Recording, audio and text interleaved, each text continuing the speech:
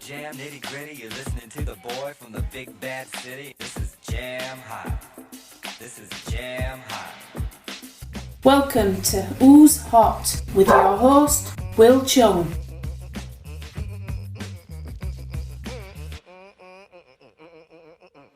Hi listener, Ian here with a quick break. Did you know that there is a way to get this show early whilst also helping us to keep the lights on? That's right, all of our Patreons get most of the episodes of the Fitness Racing Podcast and UKOCR as soon as producer Alan finishes editing them. You know, for some episodes that could be 2 weeks before they appear on your podcast player. Membership starts from just £2 a month, and you also get a bunch of cool stuff like shout-outs, an exclusive Facebook group, and occasional free stuff. For full details, just check out the show notes of this episode for the link and read more about how you can get involved today. We thank all our Patreons for helping us to bring you content each and every week. And with that being said, let's get back to the show. Hello, and thank you for downloading the latest UKOCR Who's Hot podcast. My name is Wil Chung, and I am the host of Who's Hot. I'm here, as always, with my elite racer, Chris Shipley. Chris, how are you doing? You all right, everyone? How's it going? We're back from Scotland. So that was a terrible Scottish accent. Now, before we get all start, before I introduce both my other two special guests, everyone's wanting to know who was hot, Chris or Darren. It's not good. But in my defence, I had a bad back. Right, I had a bad back all week. Darren piled me into a car for 8.5 hours, knowing full well that was going to do my back no good. And then he made me run on sand, which he knows I hate. And he did beat me, but he didn't take the mick too much on the way home. For 8.5 hours. For 8.5 hours, yeah. We will come back to the men's race. We'll come back to you, Chris, about running on sand and your phobia of running on sand. Becky is not with us today. She actually is over in France enjoying herself. But instead, I've got two fantastic guests. First of all, I've got Karen Mcquarrie. Karen, hello. How are you doing? Hi, I'm fine. Thank you very much. Thanks for having me. No problem. Thank you very much for joining us. And we also have Lynsay McEwen. Lynsay, hello. Good evening. Nice to be back. Hello, everyone. How are you, Lynsay? Everything all right? Yeah, good. Just recovering from a busy weekend up in Aberdeen. But yeah, it's all good. Thank you. Great.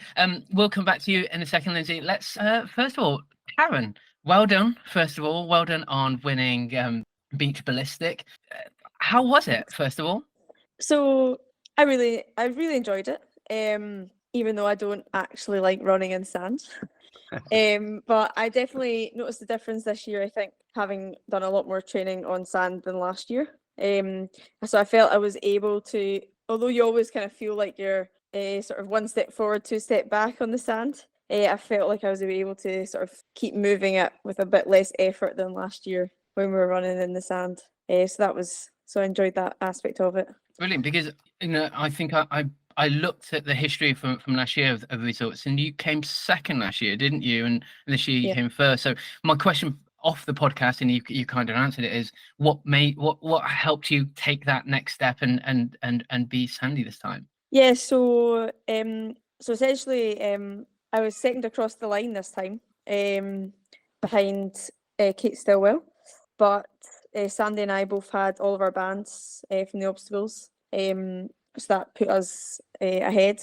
But in terms of sort of finishing ahead compared to last year, I've worked a lot on my strength, which comes a lot in Beach Ballistics. It's got a lot of heavy carries, which I really struggled to sort of carry any of them last year, essentially. I think I reached the first obstacle last year in first place and exited it in fifth, which was just a carry of a water sack thing down, dragging it down the beach and back up.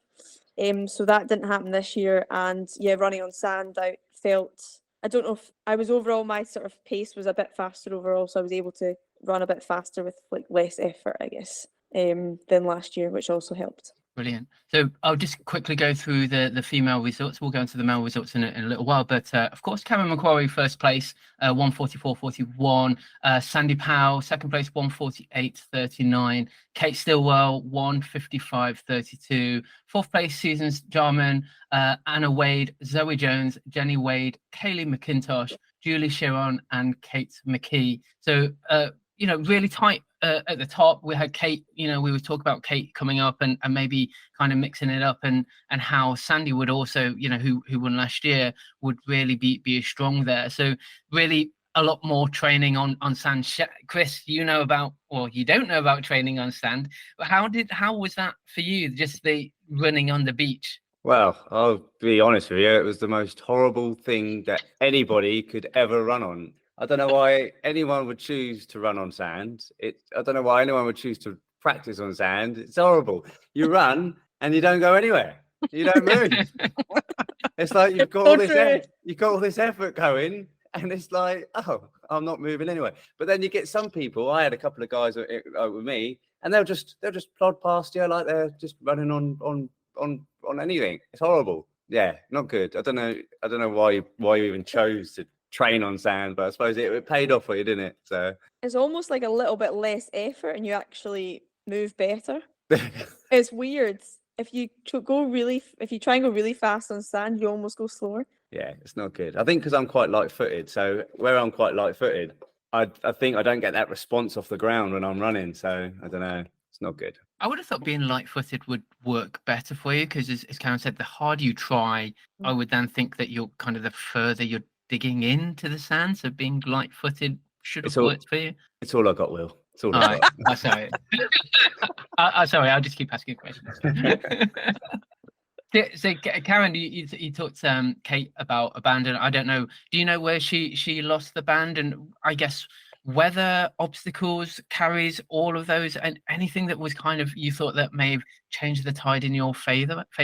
So I realised after the first obstacle that I was catching her. So I was catching her on the sand, and she would pass me on the sort of harder surfaces, and then she was still sort of stronger than me in some of the carries. But we were yo-yoing a lot of the race until she got ahead of me at the rope climb. There was a bit of a queue, and she got there before me, so I had to wait a wee bit, and then I had to tie my shoelaces, and then she sort of got ahead. And then there's like a bucket. There's a bucket. You fill up a bucket with water from the sea, and then you try and fill up another bucket, but all the buckets have holes in them. So that took me like a few runs where she managed to get it like straight away. So then she was off. But yeah, I think some of the obstacles, she had sort of a few attempts, so then I was getting ahead of her. So I think she lost her first band on the kind of sketch, which is where you sort of are hanging from two sort of handles essentially with hooks on the top, and you slide her along a pole,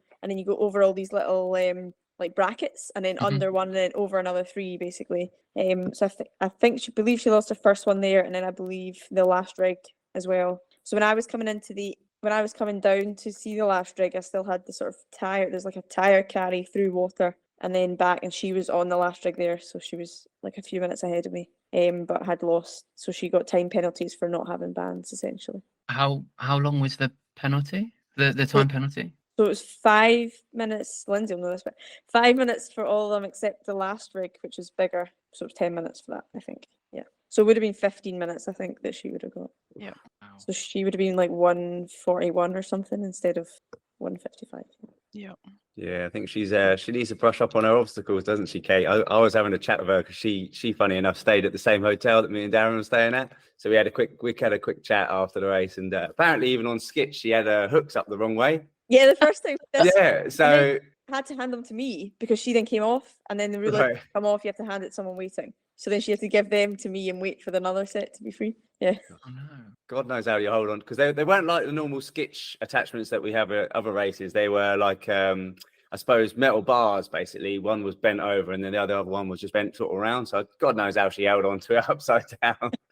I did see her. I was like, they're upside down. And then she jumped off, and I was like, yeah, okay, she'd feel it.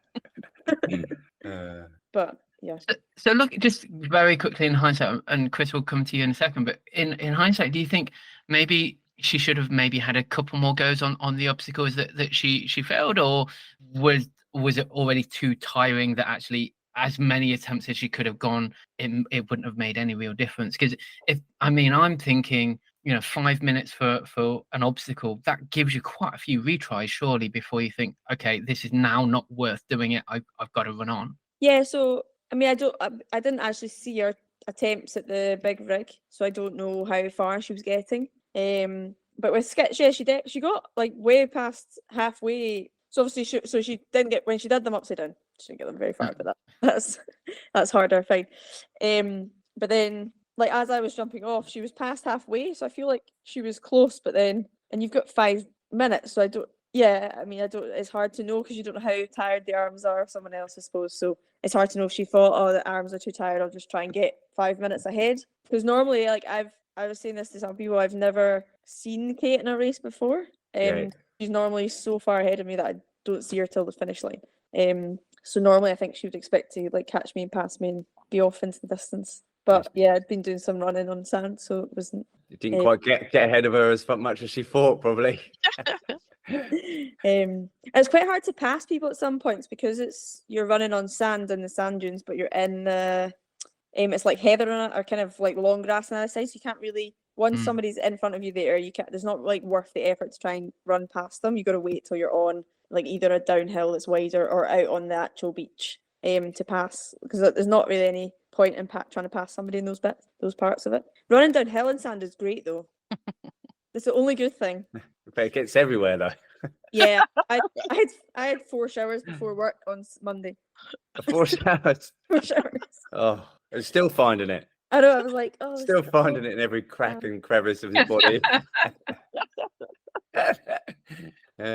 Chris, let's let me go through the men's results, and then Chris, let's talk about your race, if we can call it a race, shall we? So, first place, Stan Titcombe, 1 hour 16:30. Russell Walsh second, 1:20:30.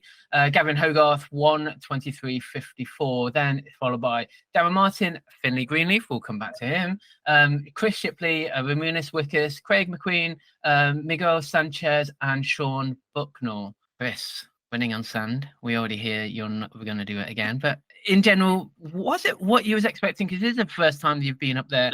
Karen's already talked about, lots of heavy carries. We talked about that stupid water. Well, I think it's stupid, but that water bucket that empties. We talked about that in the preview episode. But tell me, was it an OCR race you was expecting? Was it some nice surprises? Was there some, really difficult challenges for you? Was it kind of almost a walk in a park, but on sands that you hate? Well, I guess it had quite a lot of positives, really. I mean, the race itself was decent. It had some technical obstacles, had lots of heavy carries, had the terrain that you don't normally get from any other race. So it is by far one of a kind of race that you have in the UK. You don't have any other race on sand. So, I mean, if you're going to be training for like an Abu Dhabi or something, then it's a perfect race for that. But was it what I was expecting? I don't really know, because I'm not really sure what I was expecting. I was being a bit like trying not to think about it too much, just because of how much I hate the sand. But I thought there'd be a few more parts off the sand. I think when you look through some of the videos that are online, they don't show the pure extent of all the sand. So it's definitely very sandy, and I think that was the main sort of saying after the race for everyone. But it had some really, really good obstacles, and they were placed in some really good places. I mean, there was all over the place. They really got obstacles into, like, I suppose, the sandy areas on the beach and things like that. And there was lots of carries. I mean, there's definitely a few things that could be improved upon, which I'm sure we'll talk about later. But yeah, no, it was good. My race wasn't the way I wanted to go, but with a bit of an injury, it was what it was. But the guys in front of me seemed to have quite a good battle, and it was changing back and forth all the way. It's just a shame some of the things that happened. And I think we'll go into that a bit more later on as well. We will come to that, back to that. And I know I keep laughing about the sand and you saying it's a beach race and it's a sandy race, but I'll be honest with you, I've done a couple of what you'd also call beach races. One toughest in Malmo, Copenhagen. Which one was that one? the death race or something. I can't remember. Anyways, it was only this year. But both of them, you're right, they were on the beach, but not actually all on the beach. I think, especially the Malmo race, you're probably only like 300 meters on the beach. The rest of it was on the dunes and on the grass right next to the sea and the beach anyway. And Copenhagen, maybe half of it was on the beach, but again, still a lot of grass and stuff. So as much as I do like to take the piss, Chris, I do understand that maybe if the whole race, 16K, is almost all on sand, that really is tough going. Yeah, it's not nice. I'll tell you the worst thing as well, right? I don't know, because I've got this thing about sand and I really don't like it. There's times when they made you go over like those army pillboxes, are they called? Yeah. Yeah, so they made you go over them, and obviously the sand is like really grainy on it, and you could feel it on your fingers, and it's just like not very nice. And then when you're like, also when you're sliding down those cargo nets and you got to put your whole body in the sand, it's going in your mouth, and you're like trying to get a gel out, and it's got sand in it. Yeah, because the cargo nets are so tight to the ground. Yeah. Oh, So you go like up a really steep. So there's two. The two that I remember is you go up a really steep sand dune, and one of them you come down under the cargo net, and the other one you go up under the cargo net and then down. But they're so tight to the sand that when there's nobody on them, they get covered in sand. So the sand's like falling. So I was going up them with my eyes shut because the sand is like falling on your head, all over you. So my hair, like you finish and you're like, oh, I'm all clean, and then you go like this. You put your hand through your hair, and you're like, oh, it's greeny in my scalp. It's like a re-exfoliation. yeah, definitely an experience. But yeah, An experience that I'll never do again. there was maybe like 1.5K not on sand, maybe. Yeah. But it was like on those maybe 2K. Yeah, something like that on that sort of The wooden first track one, thing. Yeah. Yeah. And so that means, something like what, 9 miles on sand? I'm assuming it was quite, or you should just explain it, very sandy, grainy sand, not just on the dunes, which is just hard, nice, compact sand, which, almost is as though you're just running on pavement anyway. Yeah, so you start on the grass and the path. So you've maybe got 600 meters or so at the start is fine. It's not on the sand. And then you're just on the sand for ages, and you get a few bits in the middle where you run on like paths and wooden platforms. But I think the total was about 14K in the end, and I'd probably say 2K was maybe not on sand. So the rest of it is on like the sand dunes, which is really soft and really frustrating, carrying heavy things up those. And then you've got the beach, so the stuff onto the beach, like the rope climb out in the sea. So you run out to that, and that's fairly compact sand, so it's not that bad. You can pretty much run normally on that. Yeah. It just isn't smooth, so you got to watch because it has ripples in it. But yeah, a lot of it is on the sort of really soft sand dune, or the kind of in between, the sort of not quite solid and not quite soft, like in between, where if you try and run really hard, you sink. Yeah, we should have got a sand expert on, shouldn't we? Someone from like Tatooine or something, There's probably 50 types.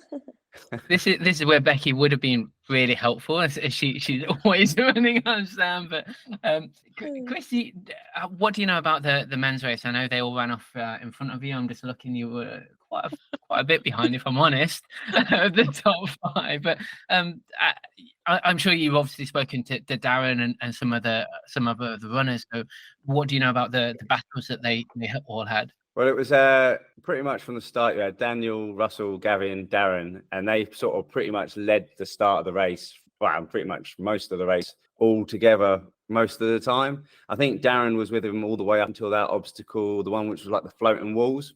I can't remember what it was called, but it was like floating wall. It was really difficult. It was actually probably one of the most difficult obstacles of the day.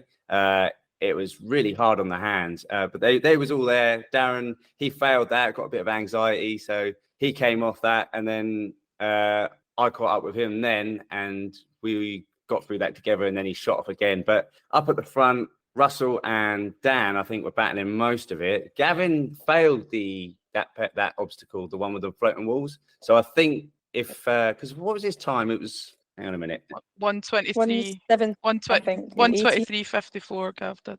So he was motoring along really. Because that would have been with a time penalty. Yeah, so where would that put him? Because that was a 5-minute time penalty. So battling with Russell, really, wasn't he? Yeah, they would have been within kind of 2 minutes or a minute of each other, roughly. Yeah. I believe Gavin said that Dan and Russell were pretty much together until that bucket with the holes in it, and one of them got it in. That's right. Yeah. One of them had to do an extra. Yeah, Dan had to do that twice. Really. Yeah. Should we talk That's about the that only- bucket? Let's Oh talk my- about the bucket. oh, We talked oh, about that bucket last year, and I've not done this race, but that bucket just sounds horrible to me. So I knew it'd probably have some form of something to do with the race. So Chris, sorry, over to you. Yeah, so I think the controversy with the bucket is that Dan had to do the bucket again. The marshals on the bucket weren't being very consistent with how the bucket should be filled. There wasn't any line to gauge how much the bucket should be filled with water once coming back. And I think the marshals were sending people back when they probably shouldn't. So obviously, if you didn't fill the bucket up to a certain desired length, you had to go back to the sea and refill the bucket to run back and fill that bucket up again. How far was that? How far was that distance, Chris? We worked it out. We thought it was about 500 meters. Far enough that the bucket you filled up was empty when you got back. Yeah. Wow, So that is to- quite a penalty then. Yeah. Yeah. If we're saying let's say 2 or 3 minutes, that's a lot, isn't it? Yeah. That's the difference between Kate and I's time, really. I did Yeah. 2 and managed it in 1. And the guy that I was racing with, this just gives you an idea of how it sort of worked, because the guy that I was with, he was next to me. We both filled our buckets up. He poured his bucket into the bucket. I saw how much was in there. I poured my water into the bucket. He got told to go back and fill his up. I got told that I was okay. And he probably had more water in his bucket than I did. Yeah, So, there's people around me as well. If you came up and filled a bucket that, like, they weren't marshalling whose bucket was, like, there was no real rule about whose bucket was whose. So if you came up and filled one that somebody had started to fill, you would obviously, it'd be easier to then fill it up. If it had a bit of water in it to begin with, it'd be easier to fill up. It's a bit weird that it's not a sort of just standard distance type thing. I think what people that managed it really well did, they filled their bucket when they ran down to the sea. They filled it with seaweed and sand to clog the holes up, yeah. so that you can fill it Ah. up. Then you don't need to. Then it doesn't leak as much, so it's fine. You can just walk back. But it really didn't matter how much you filled your bucket up. Yeah. It was a bit luck of the draw. And I think that's where the first sort of change in the race happened between Russell and Gavin and Dan. So Dan obviously had to redo that penalty. Russell overtook, obviously Gavin on his shoulders. And then I know Russell, he was struggling to find directions, which is really difficult in that place. One of the marshals should have probably pointed him in the right direction, but didn't. So Russell then eventually missed out on one obstacle, which was climbing up one of the cargo nets in the sand. And he eventually finished the race in front of everyone else, but then with missing that missing that obstacle, he had to incur a time penalty. So yeah, it's just a bit of back and forth there. But I know from Dan and Russell, they both did everything that they could to try and sort the situation out. Yeah. Yeah, they really tried to sort the situation out, really fair amongst themselves. They knew that both of them was not really in the wrong, but they could only do what the British obstacle sports officials were going to choose after the race. So, real integrity from them too. But it's just a shame that the race had to be dictated by obstacles that wasn't really done right. Lynsay, I'll let you take this. I feel like this is a good point to come in for the tech officials. It's a really interesting one, and you're right, Chris. I think it's a real shame that a race has to come down to a decision that's made off course. I think, and that's it's never a good decision when that has to happen. And I do feel for Russell, because I think this is the second time in the series where he's had a decision kind of go against him a little bit. So I did feel bad for Russell. We had to make the decision. We did feel like missing an obstacle needed a penalty of some kind.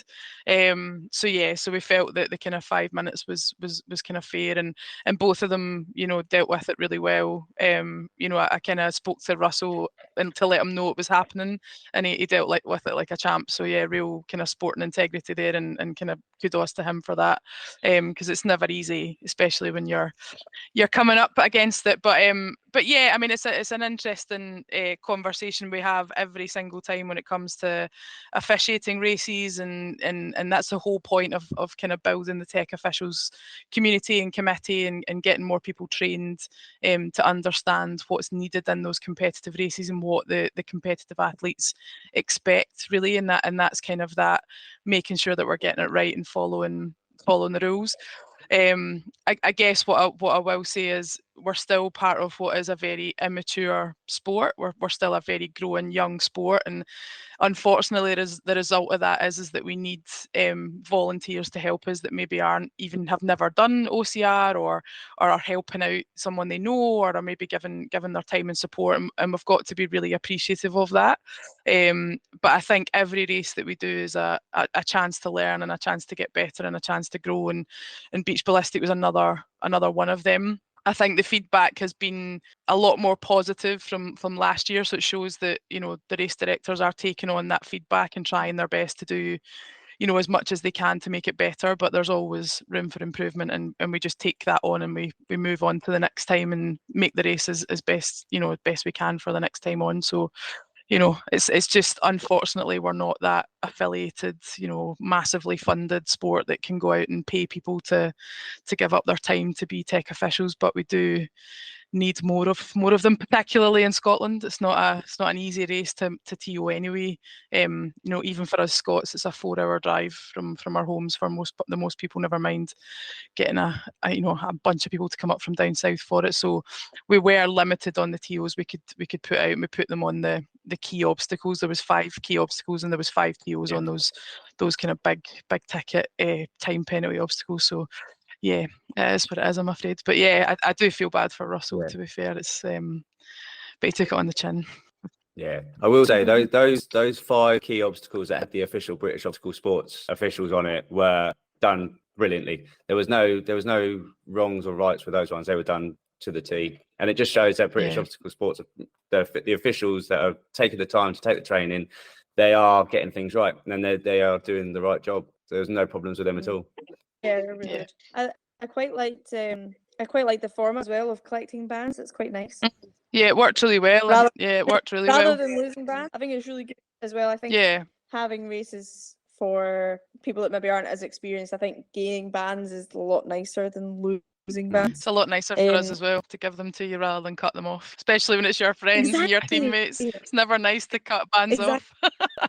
I'd say it was probably a bit quicker as well to grab them, because you could grab it and carry on running. So yeah, there's definitely some science to that. I think so I think that was really good. I noticed, I don't know how you found it, Chris, but a lot of the guys around me really struggled with the floating wall. Yeah, it was difficult. One seemed so Kate and I did it like one on either side, and I was like, we need to go at the same speed.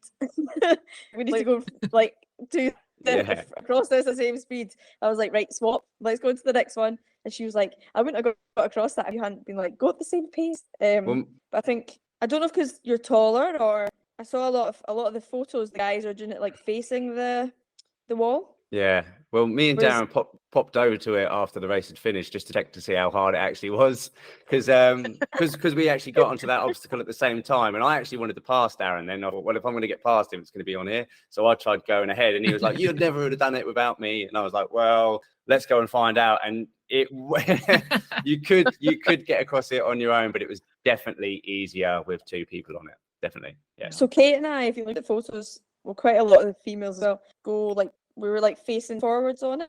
So basically, for anyone who wasn't there, it's basically 2 boards basically with little climbing holds on them. So some for your hands, some for your feet, but they're not attached at the bottom. So if you're on one side, obviously it tips because of your weight. Kate and I were walking forwards, whereas a lot of the guys are kind of trying to shuffle sideways, and I think it's harder to hold yourself on with your fingertips going sideways. I don't know. But I know Gavin came off there, and I know a lot of the guys in our team failed. That was one they failed. Most of the guys, I think. What was it that was so hard?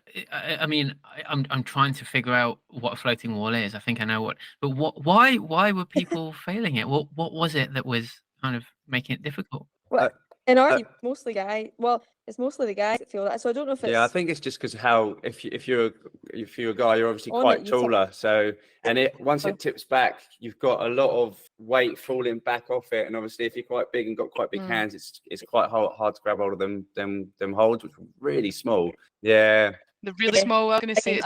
I think it was how small the Yeah. climbing holes were. People found Yeah. it tricky. If you didn't have really tiny hands to grip it, you were essentially finger tipping the whole way across. Okay. And it's not a pleasant, it looks really easy. When you look at it, you think, oh, no bother, climbing holes, it'll be fine. But like Chris was saying, as soon as you jump on, it tips you back. So you're kind of essentially at an angle, having to try Yeah. and work your way along. So, Right. So I've got the advantage that most people, in fact, because you want to get to it with somebody ideally, and most people are heavier than me. So when they're on the other side, they've got it backwards, Gives and you I've better angle. Yeah. Yeah. So it makes it easier. Yeah. But yeah, I think if you're taller and heavier, then it's harder, basically, because it just tips more, Yeah. and you end up Yeah. upside down with your fingertips holding on. Yeah, it's very difficult. Yeah, it was a very difficult obstacle. Something that we don't often see. Something that difficult. Tell me a little bit about tell me a bit about the last obstacle, the 10 minutes. Was Yeah. Chris, as it's your first time, was it worth the 10-minute obstacle? Was it really difficult, or was it part of it was because everyone was bloody tired after 14k running on sand that it just made it a bit more challenging? I think it was a classic rig. It was a really decent rig. It had some really good attachments on it. It was a good length. It did have some weird hoops that you had to go through at the end, which slowed things up a bit. But yeah, no, it was a good rig. Good rig. I don't know if it needed the extra 10-minute penalty. I think it could have probably kept the same as a 5-minute penalty, but you know, it changed the game up a little bit.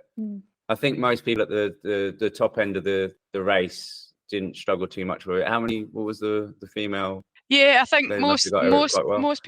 most competitive 16Ks got through, although surprisingly the people you wouldn't have expected to fail it, some did come off. The ropes in particular, I think, were quite slidey.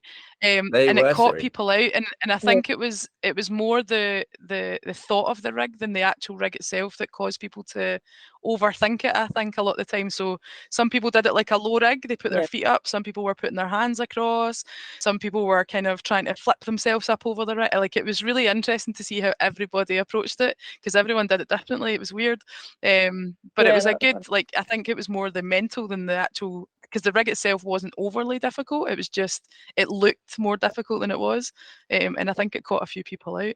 I think because you were like feet on it, so it was basically it was like ring swing, and then a horizontal bar, and then a kind of monkey bar that spun. Yeah, that was tricky and another bit. horizontal bar, and then it's basically a bit like there's this kind of caterpillar obstacle down it. Was it nuclear or nuts or something that you've got like loads of like loops, metal loops that you go through. That's the Mud Queen's rings. Yeah, so basically two big rings, Queens. wasn't it, that you had to go through the middle of, Yeah. and then it was like 4 ropes. But what always puts me off is like the ropes are all double, so they go up and round and down, so they're tied, so you can don't. But you can end up hooking your feet onto a different rope, your hands are on, and then sort of at a weird like horizontal angle. Yeah, and the bell was quite far away. Yeah, I was going to say, which was a bit tricky. That caught a few people out. A couple of people had to retry because they went to reach for the bell, slid down the rope, and they had to run back round and try again. It did catch a few people out, and the double rope thing I thought was absolutely genius, because some people were trying to hook on 2 ropes, some people were choosing 1 rope. Like it was nice to see like the difference that people used in terms of technique. Yeah.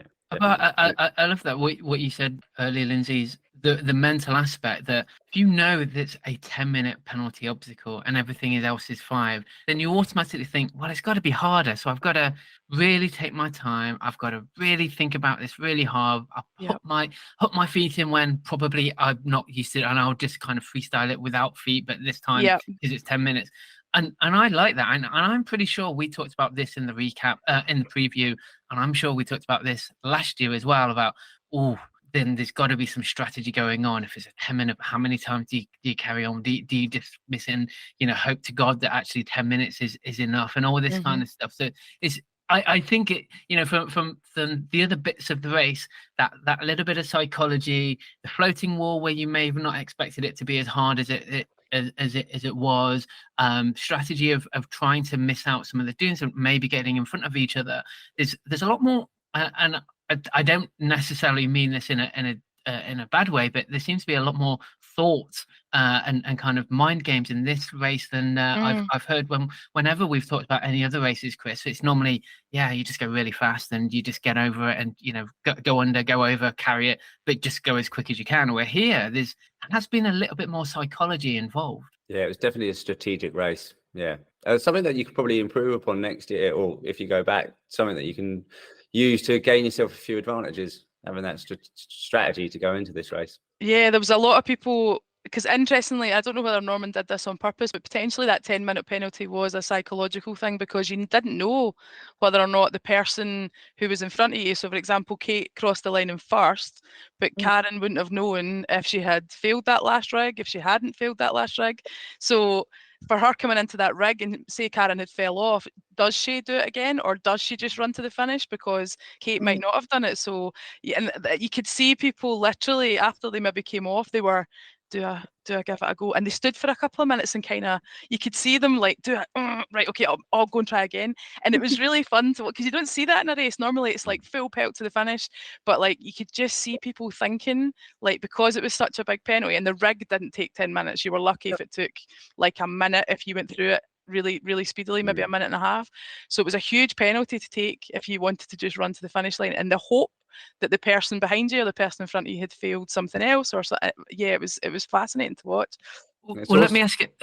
Sorry, guys. Let me just ask this question, then we'll go on to whatever you guys talk about. And this is a question both to Chris and to Karen. Then, so from a psychology point of view, would you have rather the competitors waited at each obstacle that they failed for the 5 to 10 minutes, so it's purely first past the post, or did you like that almost that danger that okay, they've finished, but they may have had a few penalties, therefore they may have finished off behind me? Which way would you have rather have had it?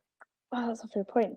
I think you could do it either way. I think with the penalties being 5 and 10 minutes, it's quite a long time to ask somebody to stand still mid-race, because it's going to like increase like cramps and that sort of thing. I know they do it in like if you watch like World Triathlon, if you get a penalty, you run into the finish. So the other way of doing it is you run to the finish and there's a penalty box 100 meters from the finish, and you stand there for all your penalties time.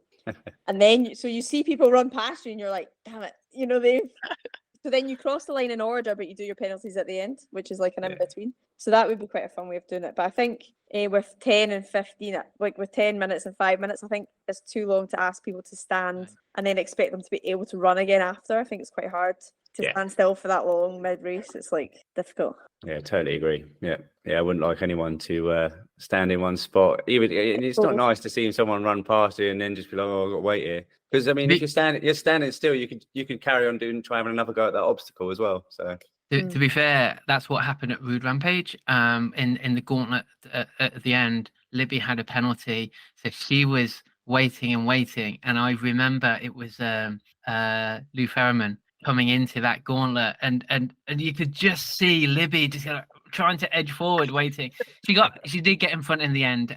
She had enough time to get there, but just as Lou was getting closer and closer and closer, and the TO said, "Right, Libby, you can go." Off she went. So, but that does add that little bit of peril, that little, especially if you're a spectator as well. It's really exciting to watch. Yeah. I mean, it also would mean that you would cross. Well, you wouldn't in beach buses, but if you're near the front, you would know that if you're crossing the line in like what position roughly you're crossing the line in. If you do the penalties at the time, or even before the finish line, rather than like finishing and being like, "Oh, I don't actually know what I finished in." The only other thing I think in terms of the penalties, because the 8K did the same. So it wasn't for the series or anything, but they also did the penalties. But they went after the 16, so they had like way more queues and things like that. Right. So an 8Ks, I think if they were doing it again, they should have the 8K competitive first, and then the 16 competitive, 16 fun, 8 fun, because the 8K competitive runners will probably run faster. Yeah. Most of the time. They should be. They should be. Yeah. They should be running faster. Yeah. But that's the only thing I would say in terms of the running of it. But yeah, it was good. I enjoyed it, sort of. I think the reason I find the carries heavy is there's no difference between male and female weight, apart from one of them. So I think that's why I find it heavy, because I'm quite small. And it was on sand. And I think people underestimate, especially for first times, the how steep the sand dunes are. They're brutal. Like it's literally like climbing up a cliff face. So it demoralizes you because like you say, you put your foot in and you go 4 steps back and you just look up and you've got this massive sand dune in front of you. It's just it's in terms of a rate. I mean, there's nothing like it. I mean, where else do you run into the sea and climb up a rope on a JCB? Like you just don't have that. There's nowhere else that does it. So in terms of what Norman has for a race, it's absolutely superb, and I think there's definite things we can improve on. I think there was a slight issue at the start as well. So I think there's it's kind of people realising and understanding what the athletes need, especially from a competitive race standpoint. The race started half an hour late, which would have been fine. Like there's no issue with that in terms of communication, but we didn't maybe communicate it as well to the team, and then it started raining, and you've got all these kind of half-naked men standing at the front because they all like to rip their shirts off and run OCR topless for some reason. They're standing in the rain, getting cold, and that's not great for them in terms of their experience and kind of their warm-ups and knowing what they're doing, especially when it's in that competitive. So there's definite little things that we can definitely improve on for next year and just make it better and better every time. And can I say a massive well done to the photographer? I don't know if you heard about this, Lynsay. The photographer and the volunteer at the rope climb. So there's the JCB's out just in the sea, basically, so that you've got like a kind of 2 foot of water to land in if you kind of fall off. But obviously the tide was coming in, and they were standing there, and they suddenly looked around and they were like, "Oh!" And the tide had come in round behind them, so they had to wait through to get back to land. Massive shout out to Pauline. She was the TO on the rope climb, and she had to she couldn't not stand in the sea because she had to check that the guys were touching the bucket at the top of the rope climb. So she was stranded in the middle of the sea. She must have been absolutely soaked to her skin when she got back. But yeah, absolutely. The things we do for the integrity of the sport, that's it. We stand in the middle of the sea in Aberdeen to make sure you are all okay. It's not like standing in the Mediterranean, is it? We know what absolutely that not. No. I mean, it was quite a warm day, but even so, it's still going to be pretty chilly. Oh dear. I just want to shout out the competitive kids race, and we'll come back for any particular last notes. But there was an 8K competitive kids race. I'm going to shout out all of them because there's only a few of them. But Cameron Montgomery, first place, 1 hour 13:34. Lauren McArthur, first female through, in second place, 1 hour 17:59. Lucas Turner, 1 hour 35:09.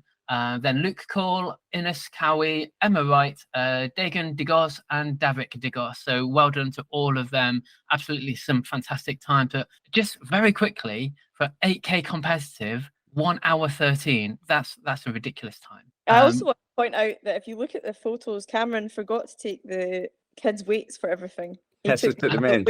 Yeah, he took the men's weights. Yeah. He actually been second No way. in the men's. Yeah. If you Yeah, look at photos, he's got 2 of all the weights. He's got the main weights for everything. I was just looking here. The 8K competitive adults, first place, Keith Kelman, 1 hour 12:22.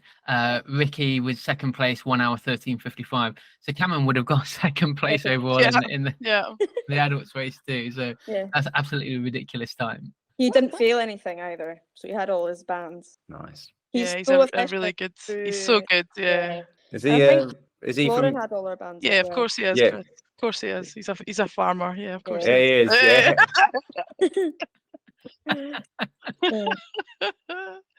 So is Lauren, by the way. And Emma. And Emma did really well as well. Yeah, the kids were phenomenal. That was their first, outside of Lauren, who did the champs last year, the junior champs. That was their first. So Cameron's first kind of competitive race as well. So yeah, he's smashed it. He's a wee up and comer, I think. Yeah, you got some real good contingencies up there. Yeah, some fantastic races coming through. Looking forward to the British champs this year, the junior ones, because there'll be a lot more of them coming down, I think. So it'll be good to watch. Well, it's good to see what sort of what the athletes are going to be like in the future. I mean, this is still where they're still very young, so it's when they're still developing, and it's really bringing new blood into the sport. So it's really exciting to see. And that Lauren McArthur, apparently she's one heck of a runner. I'm hearing some good things about her. Yeah. She just needs to, if she's listening or her mum's listening, she just needs to decide to ditch the other 43 sports she does and just pick OCR. She is absolutely phenomenal. really phenomenal runner, great athlete, really good at the rack, like just so competitive. Her and Cameron are super competitive with each other. It's quite funny when they do time trials at the farm. But Nice. yeah, I think she had all her bands as well. yeah, She's such a fast runner. yeah, One of the other ones she does does she do cross country? She does everything. yeah. Bit of hockey, bit of everything. Yeah. So she needs to ditch all that and come to OCR full time. That's exactly what an OCR athlete is, though. It's a jack of all trades. It's the person who can do everything. So no, keep up it. Keep doing everything, and you know, eventually your talent will just grow, and then you can come back to OCR and dominate the sport. So yeah, she's good. Yeah. Brilliant. Chris, Karen, thank you very much. Lynsay, any really last words about TOs, maybe trying to get a few more TOs through British Obstacle Sports to help the integrity of the sport? Absolutely. I would love to see every racer that does OCR come and do a shift and a TO stint. Not only does it give you a new appreciation for the sport that you do, but it also helps us to, from an athlete's perspective, give us insight into what we could do better. So that would be my first call. If you can all do the course and then come and TO a race, then that would be amazing. But yeah, we really need more people to make these things better. You know, we hear it time and time again around, you know, the marshals could be better, or this could happen, or that could happen. We can only do that when we've got people on the course who are, you know, qualified and working towards that. So love to see more people. Look out for the courses on Facebook. We run them fairly regularly. We do Spartan add-ons and a whole bunch of other stuff. You get a really cool vest if you come and TO with us, and it's great fun. It's one of the funnest communities in Boss, to be fair, because you know, we're in it, so it's fantastic. So yeah, come and TO, come and do it. I think like just it will show you, like when we did Tartan Warrior, Gavin as a racer got really involved with the kind of planning of that race and the rule book and everything else, and I think we can see the difference between what that looked like from a competitor's perspective, and then when we just have a kind of normal race where maybe the race director doesn't maybe do OCR, or we don't get that same involvement. I think that we need to move more towards that, and having more TOs to push that forward and give that time is going to be super helpful. So yes, come and do it. It's fantastic. Yeah, you're definitely the unsung heroes of OCR, aren't you? The TOs. Yeah. Yes, I would agree. Well, thanks for that, Lynsay. So that's it. This has been the race recap of Beach Ballistic, the final series of the Scottish OCR series. So that's the fifth and final race. We should be back to recap the whole of the Scottish OCR series. So please listen out to your podcast player. It is the fifth of 7 races in the UK OCR series. So the next one coming up is the Nuts Challenge, a 7K race, so a lot shorter. And Chris, this is, as we've always talked about, the series is all about getting the best OCR racers, so over different distances, different terrains. So this is going to be a really interesting one, rather than the winter one, which is the first one I did earlier this year. So the Nuts Challenge is 7K. The Saturday, the 2nd of September. If you haven't already, you can go book your ticket. It's only £60 at the www.thenutschallenge.co.uk. So that's Saturday, 2nd of September. My thanks to Lynsay McEwen for joining us tonight. You can find Lynsay on Instagram, Lynsay McEwen. You can also find Karen Mcquarrie. That's at Mcquarrie_OCR. As always, my thanks to Chris Shipley, who is one of our 2 elite racers. You can find him at Obstacle Race Dude. If you like what you hear, then of course, as always, Scottish OCR. You can find them on Instagram at Scottish OCR. And of course, we have at British Obstacle Sports. If you haven't already, and you should already be doing this, you can follow the UK OCR at UK OCR on all the social media channels. And me, of course, is will.i.can. Thank you very much again to all my guests. This has been the Beach Ballistic recap episode. Thank you very much again. Thanks for listening, and we will see you in the next one. Bye-bye. Goodbye. Bye. Bye. Bye. Bye. Hold me close till I get up. Time is barely on our side. I don't wanna Hello, and thank you for... The storms we chase are leading us, and love is all we'll ever trust. Get it out. No, I don't want to It's always me, don't worry. left.